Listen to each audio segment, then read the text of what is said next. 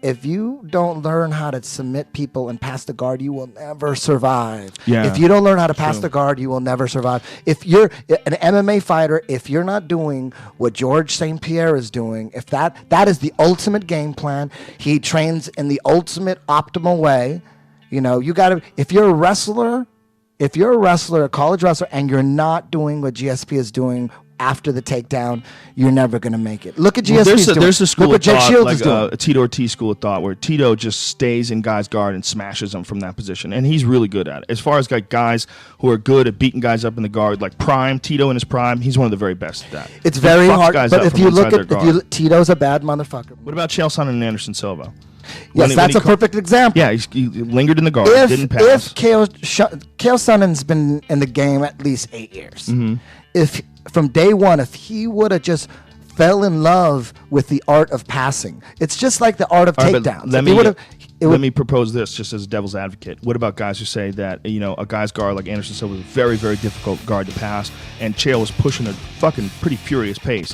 What if he was thinking that this would just expend too much energy and worry about getting caught, so he's not even going to try to pass, he's just going to hold him down and try to beat him up until he finds his opening? Well, if you're asking what his strategy should have been, at what point and how much training, like if he would actually worked on his passing and master the passing, and he's been doing it for 5 years, if he's been working and mastering passing for 5 years, I go, dude, pass his guard. But if he says, I'm about to fight Anderson Silva, I haven't really been working on passing, I'm like, stay in his guard. If you try to pass, you'll probably fuck up. Just, if you could stay in half guard, just stay there. Don't try. I wouldn't advise someone to pass if they weren't good at it. Right, but I mean, just for MMA, I mean, just for the sake of arguing, you get a guy like Chael Sonnen, who's this badass wrestler, who's a powerhouse, one of the very best guys at taking dudes down, and beats a lot of guys up. Like that first round, he stayed inside Anderson's guard and he beat him up. You know, he beat him up from inside there. He worked him over, and he's really good at that. What if he thinks that he's good enough at defending, and he fucked up and made a mistake, but he's good enough at defending to do that to the very best in the world, and he's got it down right now. He knows what he's doing right now. When he starts adding a bunch of stuff to it, like passing, he's worried about, you know, maybe this will take too much energy. I mean, just devil's advocate. It's a 5-round fight. Again, he hasn't been working on his... This is what I would do. Let's assume you have to prepare for it, because he's out there, people want to see it. So you would say you got to work on passing your guard. If you fall in love with passing the guard and mount like now, and then by the time the fight happened, I would analyze his passing, and if this passing was still lacking within a year, I'd go, okay, just do the same shit you did last time. We'll try to pull it. So your thought is that anybody who's as good as Chael Sonnen is at wrestling could get that good at jiu-jitsu and be even more dominant. Just be a guy who could, if he could hold you down to your guard, he could really mount you too. He could really take your back too. Look what GSP is doing after the takedown. Look what Jake Shields is doing after the takedown, and look what, you know, even then there's wrestlers that got really good at passing the guard, got really good at getting to the mount, but they haven't really mastered any submissions yet. And that, well, maybe now today, yes, but so far, you know, Sean Shirk is one of the best passers in MMA. That motherfucker was slicing through black belts guards. He's a great passer.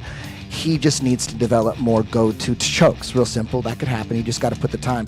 And John Fitch, same thing. John Fitch is at the stage of his development where he's getting really good at passing and getting the back and getting the mount. He just needs to keep going, keep working. You're almost there. Get 2 or 3 moves, put 1,000 reps in each, and boom, they're in your pocket. It's science. Jiu-Jitsu, for people who don't know, it's one of the most interesting things to try to learn and get good at, because it's one of the most humbling things where you realize that no matter what you do, you're never going to know it all. It's impossible. Like, you can think you know all the punches in the world. You know, you can box, and you know there's only a certain amount of ways you can move your hands when you're hitting things with your knuckles. You know, there's a finite number, and there's a bunch of different combinations and a bunch of different ways to set people up and to hit people with things that they're not expecting. And there's no taking away from the art of boxing. But what jiu-jitsu is, it's so weird, is like there's so many positions to fuck somebody up.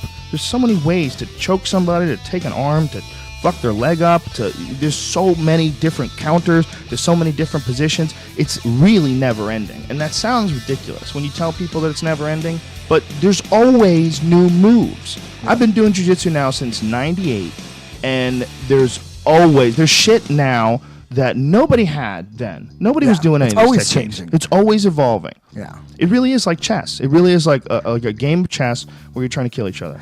It's like chess, but like the chessboard, like Is your body. was alive and Yeah. grew and it changed and it always changed, and the shapes and the powers of the different pieces always changed, and it's growing in different directions, and that's what jiu-jitsu's like. Yeah, that's also, it's like, it is That like, makes sense, Brian? It does make sense, because it's like, it's super tactical. 'Cause chess never but- changes, It does right? make sense. Yeah, Chess you is might always go the- roll with some it's- big giant wrestler dude. You got to roll a totally different game. You know, you go against some Jeff Glover character, and you got to watch your P's and Q's. And then next thing you're going with some big giant gorilla guy, and you kind of try to figure out how to attack him off your back. It's totally different moves, totally different people. Man, with all the crazy techniques that are being proven that were once thought of as jokes, like we were talking about this Right. before, all the weird shit. At first, we never thought that head kicks would ever work, and then Marco Ruas. Marco Ruas was the leg kicks. No one Right. thought leg kicks would work. Marco Ruas came and proved that. And now everyone leg kicks. Judo, there was no judo before Caro. And then there was no I head mean, kicks. it was judo. I shouldn't Maurice say Smith there was no. the first guy to head Yeah. kick. Everyone at one Yeah. point we thought head kicks would never work. They would never work in real fights. Like that was all for the movies. No one kicked anybody in the head. You're gonna get taken down. They're low percentage. The new one is the Kakuta, that front Kakuta kick. kicking with a front kick. We thought those kicks were jokes like a few years ago, and now Well, with Anthony we Pettis, never did, because Semi Schilt has been taking guys out with that in K1 forever. But and I he think took- most people looked at the fact that he was so tall, like that's why they worked. That's what I thought. I go, you know what? He's so tall, he's making these weird kicks work. He's just gonna poke people. I didn't with it. quite think that. I thought it was real, because he uses it on high level guys. Well, He most people dropped thought- Badr Hari with that. Most he people stopped thought Pete those Williams with traditional that. karate kicks were a joke. We've had turning side kicks proven. Right. Like Cung Le, he's proving that turning side kicks are legit. After other Yeah. people have done it too, but now it's totally legit. Now you got Anthony Pettis doing the fucking Jackie Chan kicks. Yeah, that crazy kick that he did, where he Right? leaned down literally where he was like touching the ground and kicked like a split over his head and fucking caught Shane Roller. It was one of the craziest kicks I've ever So, seen. I mean, who the fuck knows? Maybe that Aikido, grab your fucking hand and twist it and dude flips Aikido shit. Does that have a chance? People are practicing it. There's people out there that Maybe think it's if legit. you got a guy who was like a real good wrestler with a real good base, who really understood Aikido, and you let him grab a hold of you, yeah, I bet he could do it. It's just Like, not that high percentage. Grabbing wrists and twisting them and flipping people And by flipping twisting. people. Is that possible? Why not, man? Look, if they can do it in a demonstration, if a body can physically move that way, in the right scenario, with the right dude who's the right amount of skill and strength, and he pulls it off, and the right dude who's not suspecting it and gets caught and goes with it, yeah, it can happen. Anything can happen. Do you think we're going to see it in the next couple years? Probably not. I think we'll see some Wing Chun, some fucking chain fists. I think Wing Chun from the mount could work. Like some Right. trapping hands from the mount, back Yeah. fists from the mount. We Yeah. really haven't seen that because remember, in the mount, everybody punched the same way. Back Right. in the day, they punched with hooks, like just sloppy hooks. Yeah, Wing Chun actually makes sense to practice from the mount, because it's all that little close hand fighting, and you can't move and bob and weave like you can in boxing. You're really kind of stuck in a rigid position while you're jacking a guy.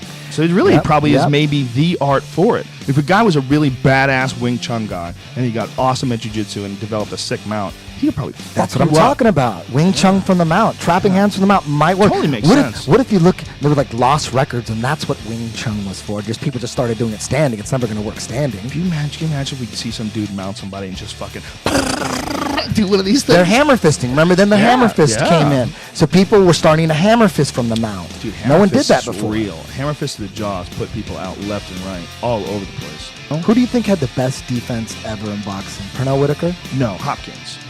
Better than Pernell Whitaker? Yeah, I think Hopkins has the best defense. Pernell Whitaker could stand in front of guys, yeah, and he could keep from getting hit. But and he you know could what? roll with guys, but he wasn't doing that to a guy like Hopkins. You know what I like about Hopkins is Hopkins doesn't take any stupid chances. You know, a lot of guys think that certain styles are boring.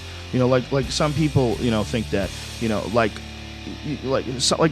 the John Fitch style. Like John Fitch wins ugly, takes guys down, beats them up, pounds on them, but sometimes it goes to decision. But I think that's still beautiful. That guy's imposing his shit on that guy.